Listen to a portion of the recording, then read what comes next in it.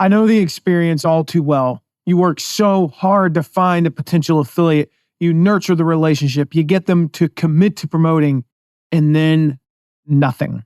They don't promote, they send no traffic, and they make no sales. So what do? How do you activate those inactive affiliates? And in fact, how do you turn them into superstar promoters? Well, this episode will show you how. Welcome to the Affiliate Guy podcast. If you want to grow your income, serve your tribe, and enjoy all the benefits of affiliate marketing and having your own affiliates, you're in the right place. Thanks for joining me today. Let's get started. So I got this email from a guy. He said he has over 1,000 affiliates in his affiliate program, right? Got a really good product. The offer converts pretty well.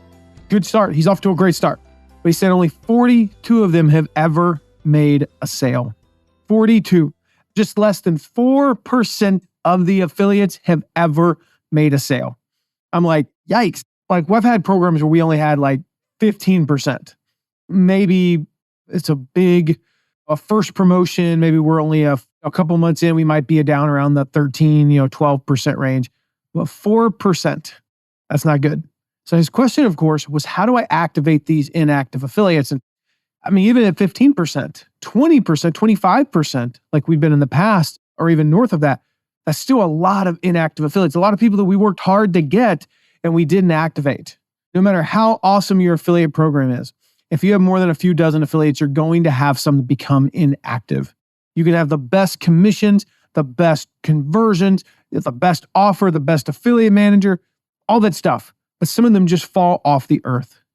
So today I want to share the reasons why this happens. It's important to understand why, and then what to do about it. The question ultimately has two answers. It really depends on whether your program is evergreen or if you're doing a limited time launch. So if you've got an evergreen promo, it's available 24/7, 365, or kind of like I've talked about in past episodes, you've got what we call a hybrid evergreen where it's available pretty much all year, but it's typically in cycles. Like you do a promo every 3 to 5 weeks, something like that. So it's not a launch and it's not evergreen. So it depends if it's evergreen or if you're doing a limited time launch. But first, why did they become inactive in the first place? I'm going to talk about that first. Then I'm going to talk about why you need to activate them. I'm going to share some of the results of some campaigns we've run. And lastly, how to activate them and leverage their power. The title of this podcast, at least as I'm recording this, we sometimes change those, is how to turn inactive affiliates into your best partners. Into your best partners.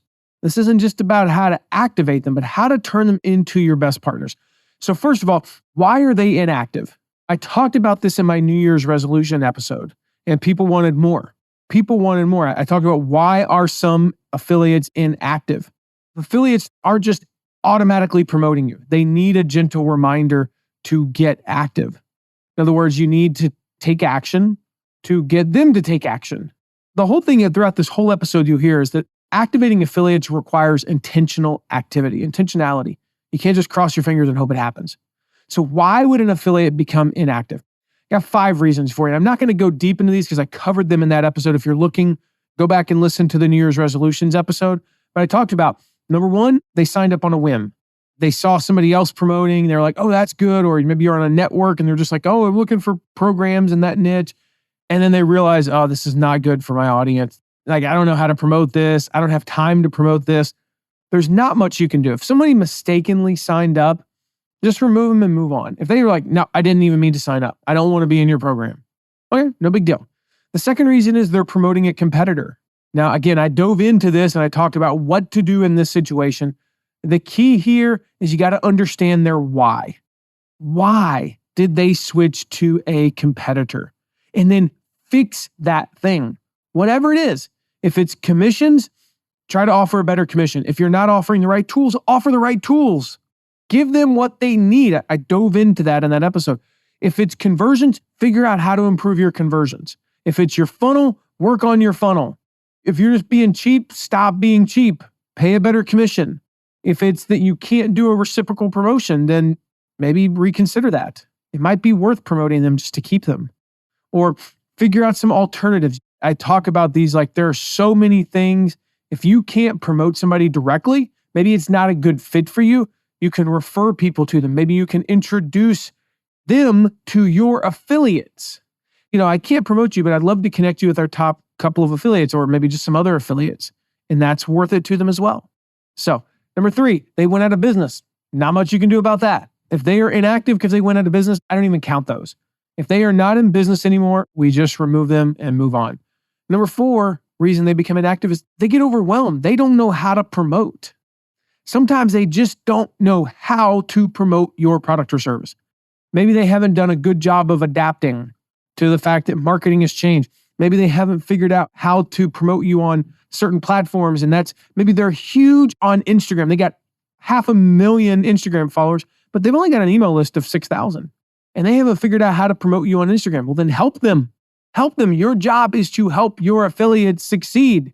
So you need to train them. You need to get on calls with them. You need to show them how other people are doing it. Tell them to subscribe to my site. I'm being serious. We'll give them a ton of good advice.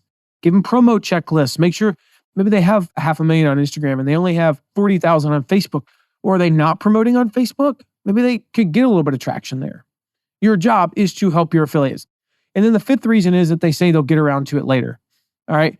This is probably not true. They're never going to get around to it. So you've got to give them a nudge.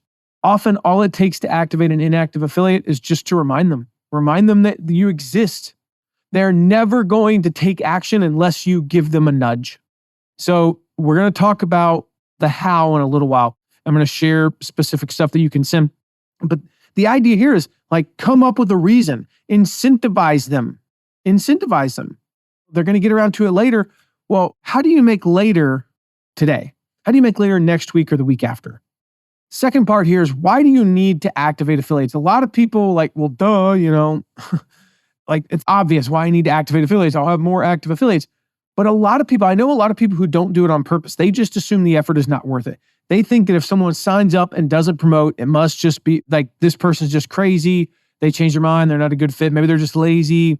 Maybe they're just a spy. They're from the competition. Now, that's the case with maybe 5 to 10% of them. Most of the time, it's just because they got busy.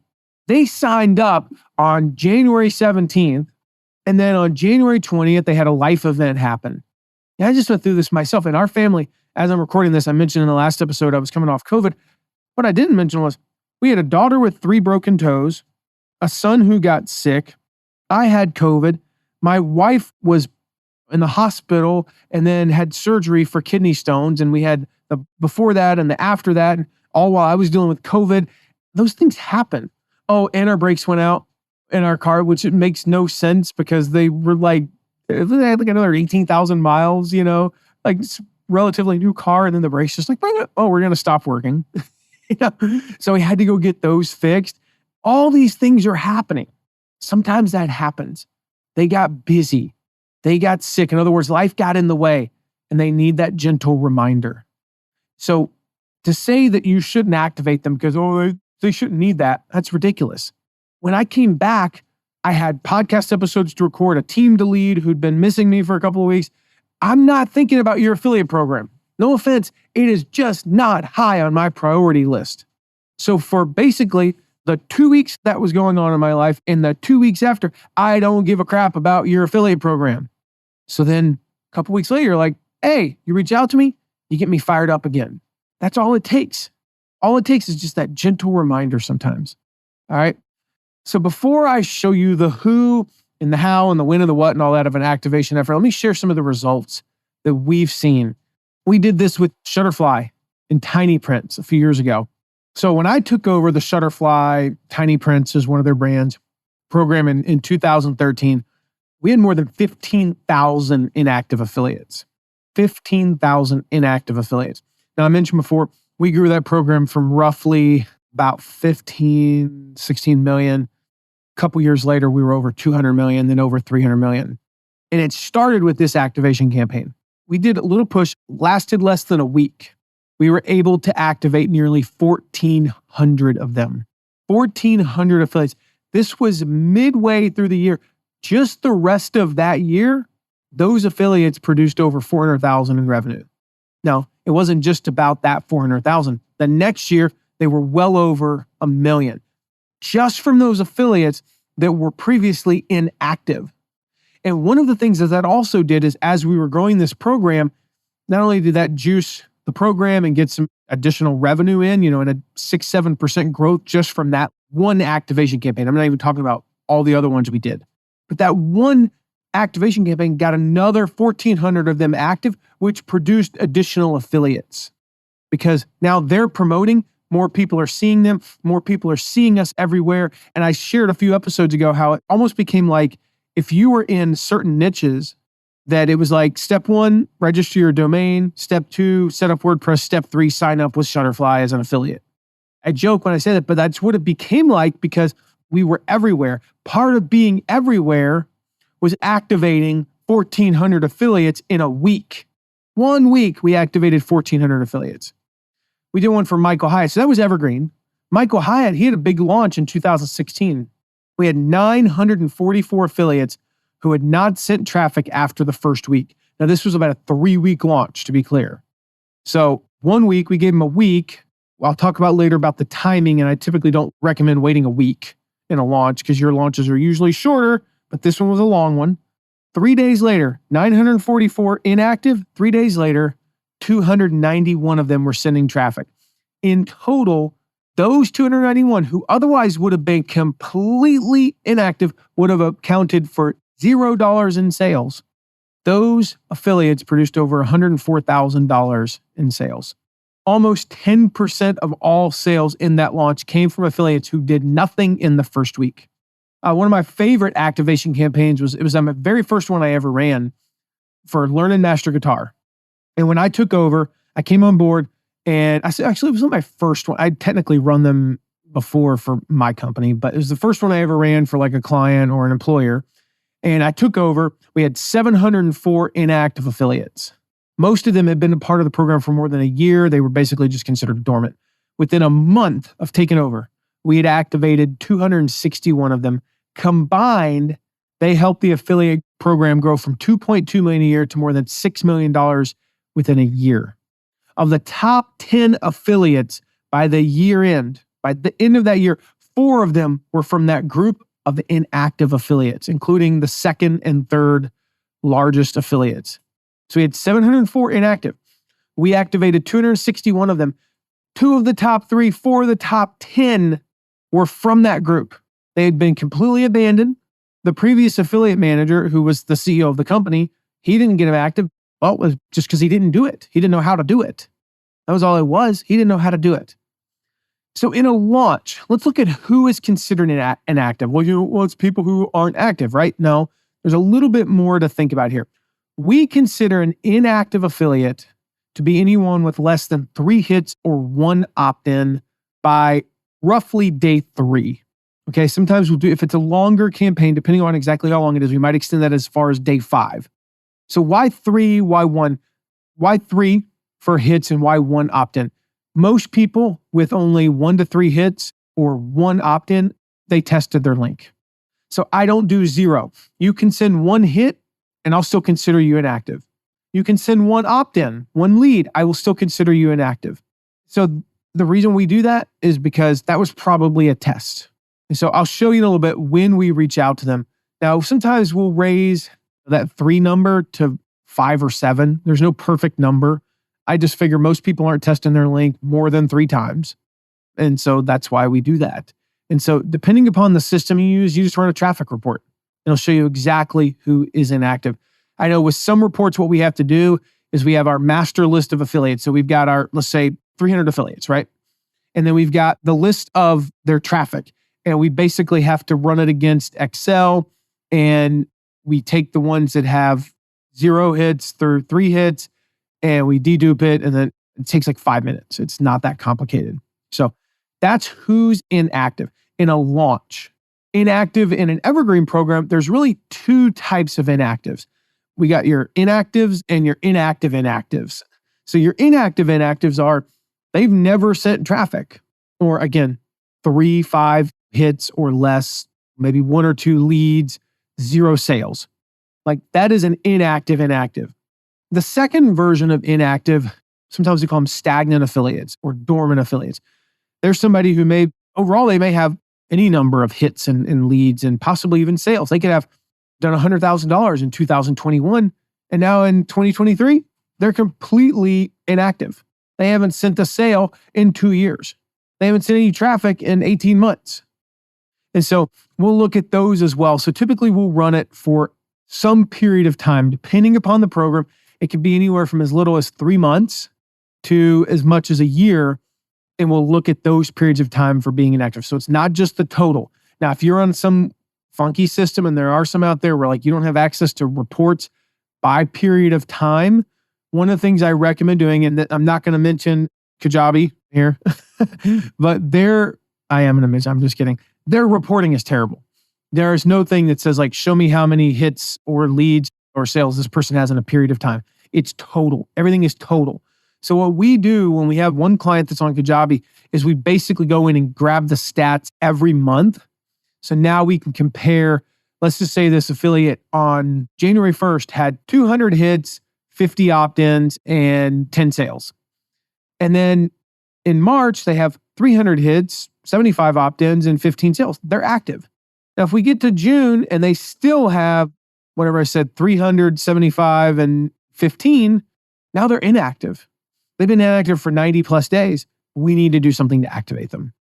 So that's the who. Now, when do we reach out to inactive affiliates? Well, typically with Evergreen, we're going to reach out roughly every quarter. We want to do this in a way where we're not kind of doing it willy-nilly and one-off. If we do it every quarter, sometimes every 2 months, then we're able to just hit a lot of people at once and really get into a rhythm. It's with an Evergreen program. So you might do it every month. Depending upon the number of affiliates you have, if it's a small number, 50 to 100, you can do it every month. In a launch, typically launches last about an average of 15 days now. They used to be a little bit longer, but now they're about 15 days.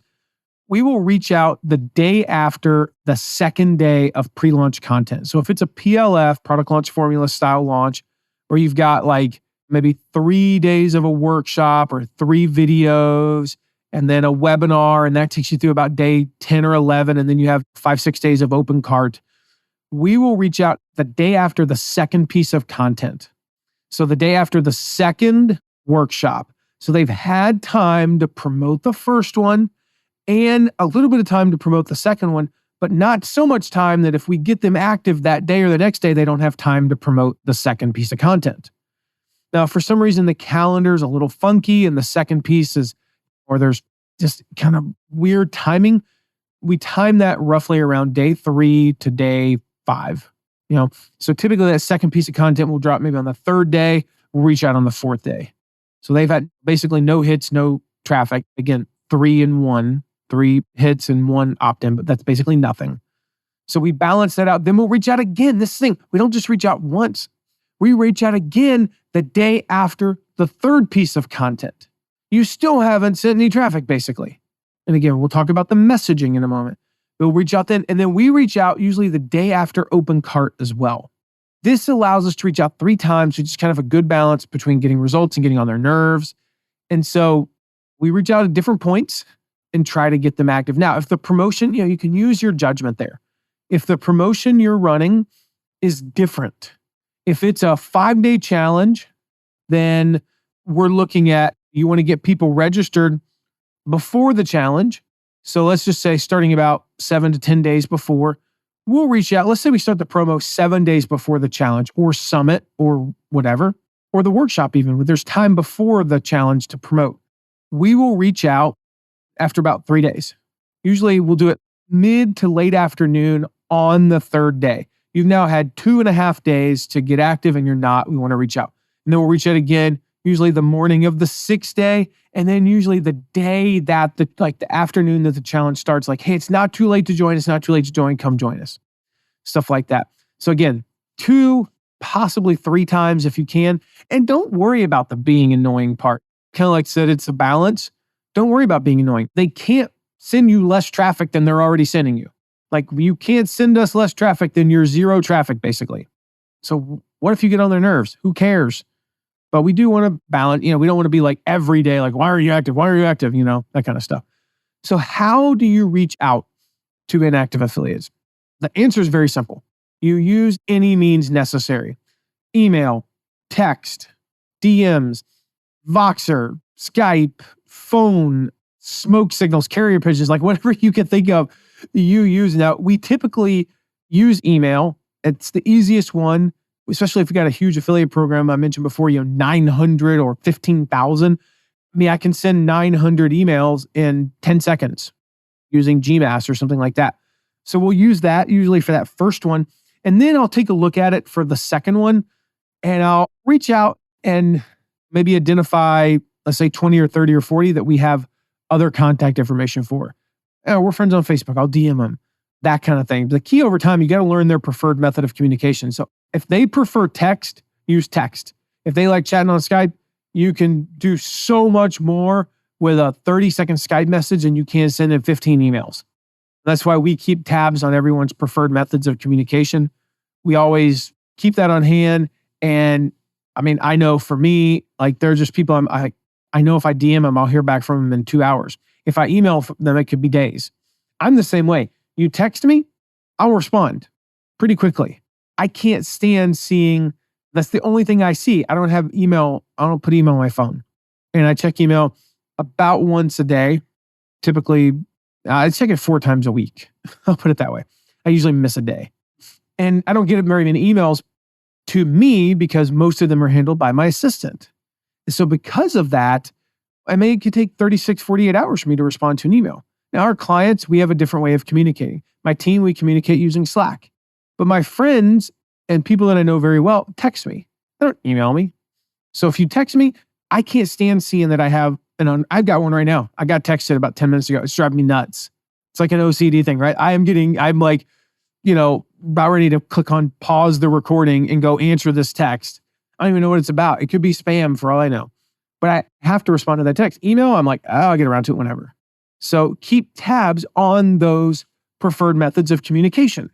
All right, so that's the how. What do we send to these inactive affiliates? Now, I'm going to share one of the most effective emails I have ever used to activate affiliates, all right?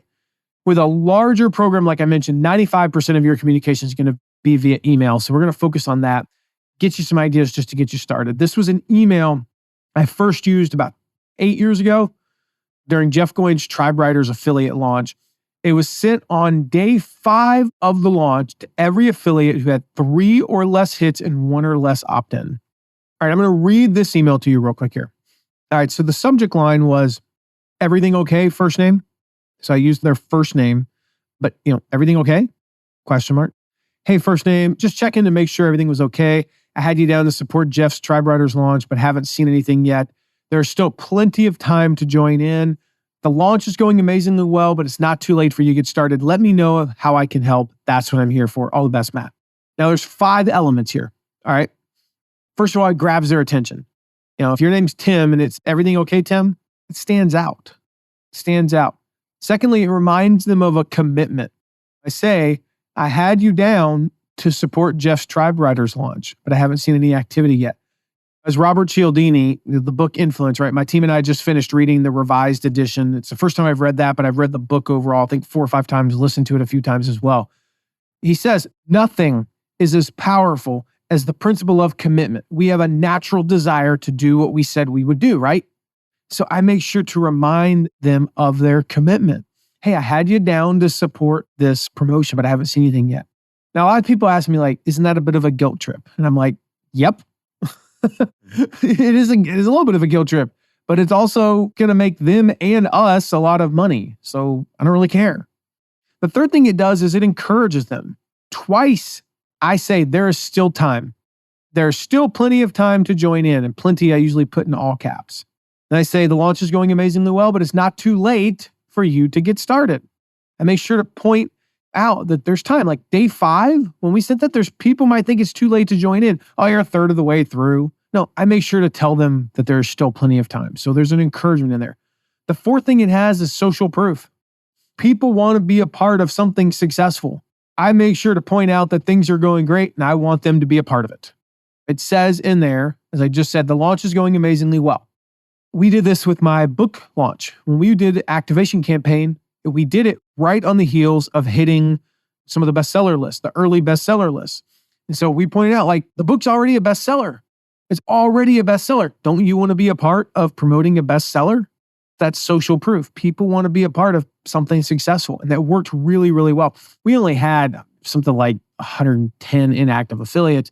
We got like a third of them active just from that. Just like we're like, hey, we're a bestseller. Go promote. And fifth, it offers help.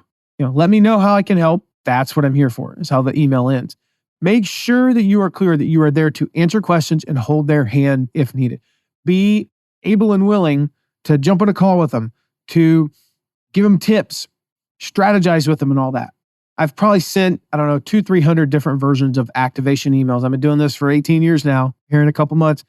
And this is the one that worked the best. Now, I've also cataloged, we've got some others that work amazingly well, and they are available. We open them up. I mentioned this in that episode back in the day for the New Year's one, that we made these available. So if you want to get all of my best activation email templates, all right, go to mattmcwilliams.com/activate. mattmcwilliams.com/activate. We will put that in the show notes. Go there and you can grab all of the templates. All right. I gave you the best one here, but there's so many more. They're scenario based. Like that's one that works, but it's not going to work for everybody because it might not be relevant. And you can only use that one once. The everything okay and the guilt trip kind of thing, you can use that one time. What do you do on the next one? Well, there's plenty more templates. So mattmcwilliams.com/activate to get those templates. Also, we've got a training coming up soon. Talked about it last week. How I built $1 million a month affiliate program in only 2 years without any connections or credentials. So none of the, I'm going to show you how to do this if you literally know no one.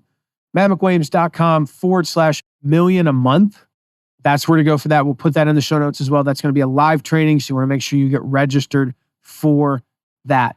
So there you have it. How to turn your inactive affiliates into rock stars, into some of your best affiliates. I'd love to hear from you what your biggest takeaway from this is. What are you going to do with this information? Text me anytime, 260-217-4619, 260-217-4619.